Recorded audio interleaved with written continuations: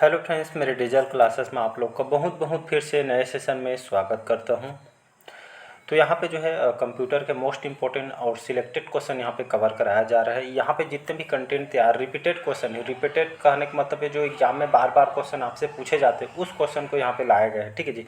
Exam की दृष्टि से देखेंगे तो हास्टन वार्डन जहाँ से आपसे 30 नंबर से क्वेश्चन आपसे पूछे जाएगा। ठीक है, जिसमें आपको 15 नंबर लाना कंपलसरी। ठीक है, मतलब 30 में 15 नंबर लाना आपको जो है आपको लाना अनिवार्य है, तभी आपका जो है यहाँ पे जो है आगे जाके पेपर आपका जो है चेक होगा। ठीक है जी। तो यहाँ पे सिलेबस का वेटेज सबसे ज़्यादा है, इसमें आपका मैथ्स और इसका वेटेज सबसे ज़्यादा है। ठीक है जी। चलिए क्वेश्चन स्टार्ट करते हैं। और साथ ही साथ बैंक वगैरह एसएससी वगैरह आप तैयारी कर रहे हैं, कंप्यूटर का सिलेबस वगैरह उन सभी एग्जाम के लिए काम आएगा। ठीक है, हॉस्टन वार्डन के साथ साथ अन्य एग्जाम के जो कंप्यूटर का सिलेबस में दिया होगा तो ये सभी एग्जाम के लिए काम आएगा। ठीक है, चलिए स्टार्ट करते हैं। पहले बार आए तो चैनल को सब्सक्राइब करके रख लीजिएगा ताकि नोटिफिकेशन आप तक पहुँच पाए। ठीक है, इसके पहले लगभग 1000 जो है कंप्यूटर के जो है क्वेश्चन मैं कवर करा चुका हूँ। पहला क्वेश्चन देखते हैं, सीपीयू के कितने भाग होते हैं? 1, 2, 3 या 4? ठीक है, तो इसका जो करेक्ट आंसर हो जाएगा, याद रखिएगा, सीपीयू के कितने भाग होते हैं तो इसके जो है 3 भाग होते हैं। तो इसका सी ऑप्शन हो जाएगा यहाँ पे करेक्ट। और क्वेश्चन इसमें बन सकता है कि जो है सीपीयू का फुल फॉर्म, ये जो है सबसे मतलब रिपीटेड क्वेश्चन है कि सीपीयू का फुल फॉर्म क्या होता है। तो सेंट्रल प्रोसेसिंग यूनिट इसको बोला जाता है। ठीक, ये जो सीपीयू को कंप्यूटर का ब्रेन बोला जाता है, कंप्यूटर का मस्तिष्क कहा जाता है। ठीक है जी। तो ये जो है इसके जो है जो एग्जाम में बार बार क्वेश्चन आपसे जो है पूछे जाते हैं। ठीक है जी। तो इसका जो है सी ऑप्शन जो है करेक्ट आंसर हो जाएगा। अगला क्वेश्चन चलिए देखते हैं। दूसरा क्वेश्चन है कि रैम कितने प्रकार के होते हैं? ठीक है, तो किसी में क्वेश्चन आपसे बन सकते हैं। ठीक है, कि जो है अलग अलग क्वेश्चन इसमें बनते हैं। रैम कितने प्रकार के होते हैं? 1, 2, 3 या 4? ठीक है, तो रैम ये जो है 2 प्रकार के होते हैं। ठीक है, तो रैम पहले बात ये जो है रैम का फुल फॉर्म पहले आपको पता होना चाहिए। तो रैम का फुल फॉर्म होता है आपका जो है आर से रैंडम, एक्स से एक्सेस, एम से मेमोरी। ठीक है, रैंडम एक्सेस मेमोरी इसका फुल फॉर्म होता है। ठीक है, ये जो इसके कितने प्रकार होते हैं? 2 प्रकार के होते हैं। ये जो है एक पहला है कि इसे जो है डायनेमिक रैम बोलते हैं। ठीक है, इसको या यहाँ पे लिख रहा हूँ। ठीक है, डायनेमिक रैम या इसको डी रैम बोलते हैं। ठीक है, डी रैम पहला हो गया। दूसरा आपका जो है स्टैटिक रैम। ठीक है, ये जो यहाँ पे लिख रहा हूँ मैं, स्टैटिक रैम। कितने प्रकार के मतलब जो है कि जो रैम के कितने प्रकार होते हैं? 2 प्रकार के, डायनेमिक रैम और स्टैटिक रैम। ठीक है, रैंडम एक्सेस मेमोरी ये आपका फुल फॉर्म होता है।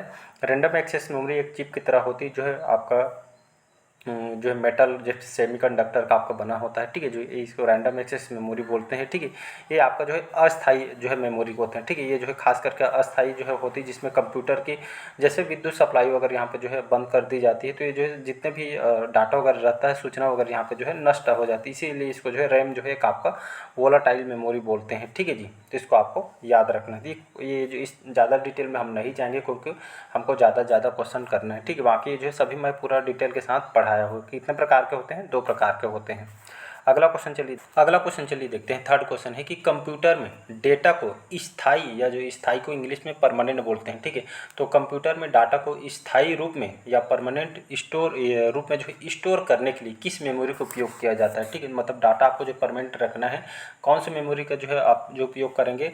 रैम का, कैश मेमोरी, रोम या आपके हार्ड डिस्क? तो यहाँ पे जो है सी ऑप्शन जो है करेक्ट आंसर हो जाएगा, यहाँ पे रोम हो जाएगा। ठीक है, इसका भी फुल फॉर्म आपको पता होना चाहिए। ठीक है, जिसको हम रीड ओनली मेमोरी बोलते हैं। ठीक है, तो रोम जो है आपका एक जो है परमानेंट मेमोरी होते हैं। ठीक है, जिसमें आपका डाटा जो है ये जो है परमानेंट आपका स्थायी होता है डाटा, इसीलिए इसको जो है रोम बोलते हैं। Read only memory. ठीक है, ये जितने इसमें जो डाटा रहता है ये सभी जो है निर्देश वगैरह स्थायी रूप से यहाँ पे जो है इसमें सेव होते हैं। ठीक है, इसको आपको याद रखना है। ये जो है कितने प्रकार के होते हैं?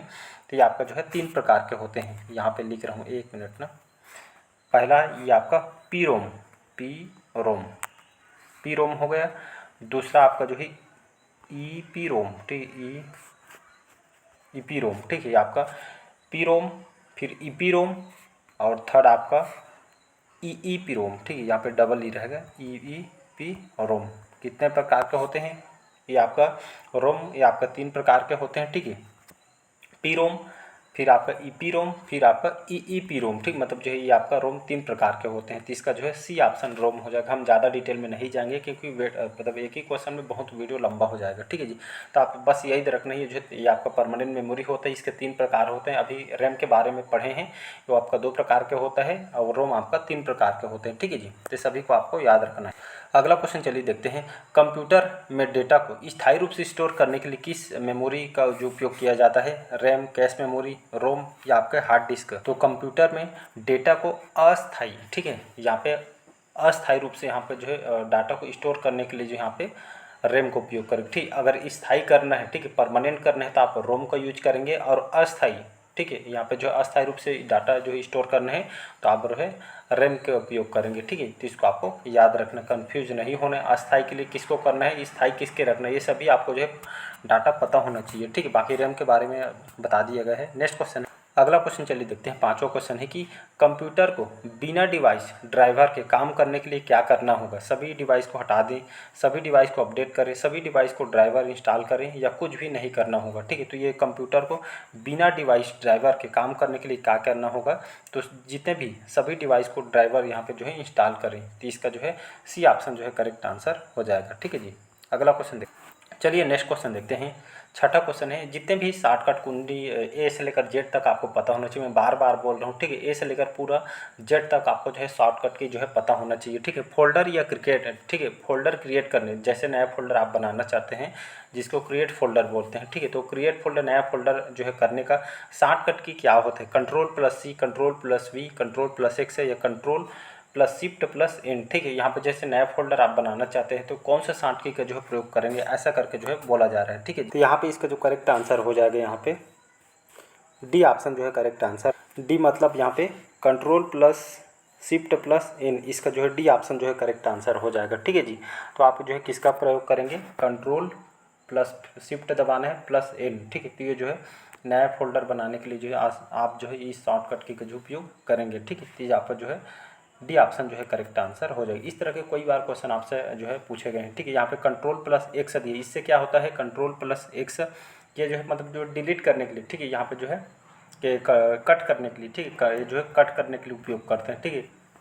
तो कट करने के लिए जो कोई भी लिखे जो है टाइपिंग रहता है, इसको जो है कट करना है शॉर्टकट की, तो कंट्रोल+X दबाएंगे तो ऑटोमेटिक कट जाएगा। यहाँ पे है कंट्रोल+V, ठीक है। यहाँ पे जो कंट्रोल+V ये क्या चीज़ है, तो ये जो है आपको जो है ये खास करके का उपयोग, इसका प्रयोग जो है मतलब जो है कहीं भी जी मतलब किसी भी मतलब जो है मतलब जो टेस्ट को, ठीक है, किसी भी जो है आप लिखे रहते हैं टाइपिंग, और उसको जो है कहीं भी फोल्डर में जो है लिखे हुए जो चीज़ को कॉपी करना है तो इसका उपयोग यहाँ पे इसके कंट्रोल+V जो है मतलब पेस्ट करने के लिए इसका उपयोग करते हैं। और कंट्रोल+C ये बहुत बार क्वेश्चन आया है, तो कोई भी चीज़ को जो है कॉपी करने के लिए, ठीक है, कोई भी जो है ऑब्जेक्ट को कॉपी करने के लिए जो है क्लिप बोर्ड में जो है ये जो कंट्रोल+C का प्रयोग करते हैं, ठीक है जी। ये जितने भी ये सभी डाटा आपके इंपॉर्टेंट है वो कई बार रिपीट हुए हैं, ठीक है जी। तो आई थिंक आपको समझ आ गया होगा, तो इसको आपको याद रखना है। नेक्स्ट क्वेश्चन, अगला क्वेश्चन चलिए देखते हैं। यहाँ पे कंप्यूटर को शट डाउन करने के लिए शॉर्टकट की क्या होता है, ठीक, जैसे कंप्यूटर को जो है शट डाउन करना है तो कौन सा शॉर्ट की प्रयोग करेंगे, कंट्रोल+LT+D, ठीक है, या भी है कंट्रोल+Shift+ESC, LT+F4 या विंडो+L, किसका प्रयोग, तो इसका जो करेक्ट आंसर हो जाएगा सी ऑप्शन हो जाएगा, LT+ जो F4 है, ठीक है, सी ऑप्शन जो है। तो कंप्यूटर को शट डाउन करने के लिए शॉर्टकट की जो कौन से प्रयोग करेंगे, LT+F4, इसी का जो है आप जो है शट डाउन करने के लिए प्रयोग करेंगे। तो इसका सी ऑप्शन जो है करेक्ट आंसर हो जाएगा। अगला क्वेश्चन देखते हैं। यहाँ पे कंप्यूटर को रिफ्रेश करने के शॉर्टकट की क्या होती है, ये सभी को पता होगा, ठीक है। कंप्यूटर को जैसे आप जो चालू करते हैं तो रिफ्रेश करने के लिए यहाँ पे कौन से प्रयोग करेंगे, तो कंट्रोल+LT+डिलीट, कंट्रोल+Shift+ESC, कंट्रोल+LT+F4 या आपका F5। तो रिफ्रेश करने के लिए जो है हमेशा F5 का जो है प्रयोग करते हैं, ठीक है, रिफ्रेश करने के लिए। तो इसका जो है डी ऑप्शन जो है करेक्ट आंसर हो जाए। अगला क्वेश्चन चलिए देखते हैं। यहाँ पे ऑपरेटिंग सिस्टम के कुछ उदाहरण बताएं, ठीक है। तो यहाँ पे डायरेक्ट आपको जो बता देता हूँ यहाँ पे, तो ऑपरेटिंग सिस्टम के जो है कौन कौन से उदाहरण हैं, तो ये आपका विंडो आ जाएगा, ठीक है। विंडो के जितने भी सीरीज है, विंडो 8, विंडो 9, ये सभी जो है आपके ऑपरेटिंग सिस्टम के उदाहरण है, ठीक है। लिनक्स हो गया, MS-DOS हो गया, तो मतलब जो है विंडो, लिनक्स, MS-DOS ये सभी ऑपरेटिंग सिस्टम के जो है एग्जाम्पल है, उदाहरण है, ठीक है। तो इसका ए ऑप्शन जो है करेक्ट आंसर हो जाएगा, ठीक है, इसको आपको याद रखना है। अगला क्वेश्चन चलिए देखते हैं। यहाँ पे 10वां क्वेश्चन है कि वोलाटाइल मेमोरी, ठीक है, के कुछ उदाहरण बताइए। अभी वोलाटाइल मेमोरी के बारे में आपको बताया गया है, ठीक है। तो वोलाटाइल मेमोरी, ये इसके उदाहरण कौन कौन से हैं? आपका RAM, D RAM, ROM, EP ROM, flash memory, hard disk, none of the above, ठीक। तो वोलाटाइल मेमोरी के जो उदाहरण कौन कौन सा आपका, ये आपका रैम हो जाएगा और आपका डी रैम, मतलब ए ऑप्शन हो जाएगा, रैम और डी रैम, ये जो है वोलाटाइल मेमोरी के उदाहरण हैं, ठीक है। तो इसका ए ऑप्शन जो है करेक्ट आंसर हो जाएगा। अगला क्वेश्चन चलिए देखते हैं। यहाँ पे अगला क्वेश्चन चलिए देखते हैं। यहाँ पे 11वां क्वेश्चन है कंट्रोल प्लस जेड, ये सभी को याद रखना है जी, ए से लेकर जेड तक एक बार बढ़िया देख लीजिएगा, या यूट्यूब में कहीं भी शॉर्टकट की जैसे आपको जो मिलता है तो आप देख लीजिएगा, ठीक है। फिक्स से यहाँ से क्वेश्चन आएगा कंट्रोल प्लस जेड, इसका उपयोग क्या करने के लिए किया जाता है, या जो कौन से काम के लिए इसे उपयोग करते हैं? कॉपी करने के लिए, पेस्ट करने के लिए, अंडू करने के लिए, या डिलीट करने के लिए, ठीक है। तो यहाँ पे कंट्रोल प्लस जेड, ये जो है किसका जो है प्रयोग करने के लिए जो है, तो ये जो है अंडू करने के लिए। अंडू को कैसे परिभाषित करते हैं? तो ये जो खासकर जो कोई भी चीज़ जैसे कट किए रहते हैं, इसको फिर से लाना चाहते हैं, टेक्स्ट को वापस लाने के लिए इसको प्रयोग करते हैं, इसी को जो है अंडू ये प्रयोग यहाँ पे जो है करते हैं, ठीक है जी। तो इसका सी ऑप्शन जो है करेक्ट आंसर हो जाएगा। बाकी कॉपी पेस्ट डिलीट के लिए तो मैं बता ही दिया हूँ, ये एग्जामिनर का जो है फेवरेट है जो बता रहा हूँ मैं, ठीक है जी, जो बार बार रिपीट करते हैं, ठीक है जी। अगला क्वेश्चन चलिए देखते हैं। शिफ्ट प्लस डिलीट का उपयोग यूज क्या करने के लिए किया जाता है? शिफ्ट प्लस डिलीट का उपयोग इस शॉर्टकट की जो बटन होता है इसका जो उपयोग किस लिए किया जाता है? परमानेंट डिलीट करने के लिए, टेम्परेरी डिलीट करने, बैकअप के लिए, या नन ऑफ द अबव के लिए, ठीक है। तो शिफ्ट प्लस डिलीट का उपयोग जो है किस लिए किया जाता है? तो कोई भी जो है चीज़ को जो है आप परमानेंट डिलीट करना चाहते हैं आप कंप्यूटर के लिए जो है शिफ्ट प्लस डिलीट का उपयोग करके जो है परमानेंट आप जो है डिलीट कर देंगे, ठीक है। ये आपका रिसाइकल बिन से भी क्वेश्चन आपसे पूछे जाते हैं कंप्यूटर में, जो आप टेक्स्ट इमेज वगैरह कोई भी चीज़ डिलीट करते हैं कौन से फोल्डर में जाता है, ऐसा करके के भी क्वेश्चन आपका व्यापम में आया हुआ है। तो ये आपका रिसाइकल बिन, याद रखिए रिसाइकल बिन में जाता है। जब तक आप रिसाइकल बिन में जाकर डिलीट नहीं करेंगे तो आपका जो है फाइल वहाँ पर जो है पड़ा रहता है, ठीक है जी। तो इसको आपको याद रखना। अगला क्वेश्चन चलिए देखते हैं। यहाँ पे 13वां क्वेश्चन है control plus shift plus ESC का उपयोग यूज करने के लिए, मतलब कौन से काम के लिए इसका जो उपयोग करते हैं? ओपन टास्क मैनेजर के लिए, क्लोज ऑल प्रोग्राम्स के लिए, रिस्टार्ट द कंप्यूटर के लिए, या शट डाउन द कंप्यूटर के लिए। तो इसका जो है ओपन द टास्क मैनेजर को ओपन करने के लिए जो है control plus shift plus ESC का उपयोग करते हैं, ठीक है। तो इसका ए ऑप्शन जो है करेक्ट आंसर हो जाएगा। अगला क्वेश्चन चलिए देखते हैं। विंडो प्लस आर, ठीक है, विंडो प्लस आर का उपयोग यूज, ठीक है, ये जो विंडो प्लस आर का जो उपयोग किस लिए किया जाता है? तो ओपन रन डायलॉग बॉक्स खोलने के लिए, कंट्रोल पैनल के लिए, स्टार्ट मेन्यू के लिए, जो टास्क मैनेजर के लिए, ठीक है। तो जो है तो जो आपका जो है डायलॉग बॉक्स होता है इसको खोलने के लिए जो है कंट्रोल प्लस आर का उपयोग करते हैं, ठीक है। इसका ए ऑप्शन जो है करेक्ट आंसर हो जाएगा। चलिए आज का लास्ट क्वेश्चन देखते हैं। यहाँ पे LT प्लस टैब का उपयोग यूज क्या करने के लिए किया जाता है? तो स्विच यहाँ पे जो ठीक है, यहाँ पे स्विच करने के लिए जो प्रोग्राम्स को, ठीक है, यहाँ पे स्विच हुए जो ओपन प्रोग्राम को जो है ओपन करने के लिए, क्लोज ऑल प्रोग्राम के लिए, या रिस्टार्ट कंप्यूटर को लिए, ठीक है, या शट डाउन कंप्यूटर को शट डाउन करने के लिए, ठीक है। तो जो LT प्लस टैब का जो उपयोग जो है ये जो है खास करके जो है ओपन जो सभी प्रोग्राम होते हैं इसको ओपन करने के लिए जो है किया जाता है, ठीक है जी। तो इसका ए ऑप्शन जो है करेक्ट आंसर हो जाएगा। एक क्वेश्चन और है, ठीक है, F5 का उपयोग, ठीक है। तो ये जो यूज F5 का यूज जो है, ये जो बटन होता है ये जो किस मतलब कौन से काम के लिए किया जाता है? रिफ्रेश पेज के लिए, न्यू टैब के लिए, ये जो है जो करंट जो है टैब होता है इसको जो है क्लोज करने के लिए, या आपको पेज को सेव करने के लिए, ठीक है। तो F5 का जो बताया था मैं, ये जो है पेज को रिफ्रेश करने के लिए, ठीक है, जैसे आप कंप्यूटर ऑन करते हैं तो ये जो है रिफ्रेश करने के लिए इसका प्रयोग करते हैं, ठीक है जी।